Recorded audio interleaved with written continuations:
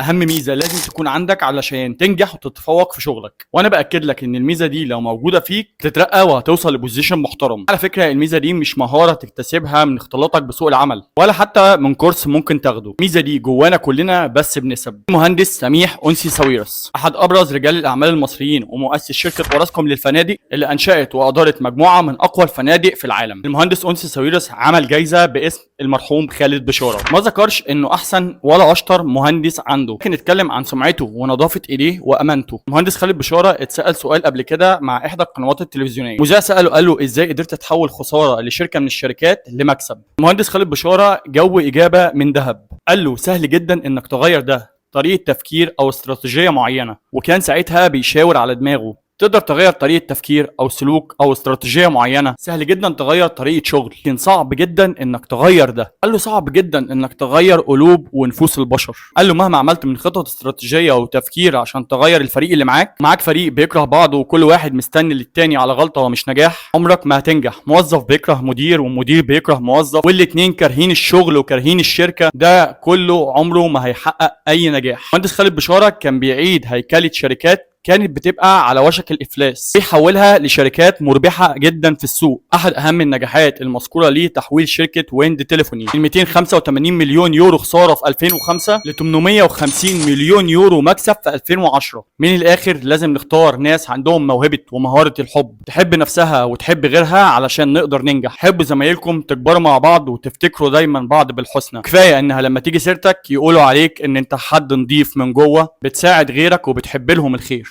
بدل ما يتقال ان انت بتاع ذنب وبتحب تخرب على زمايلك. سلام.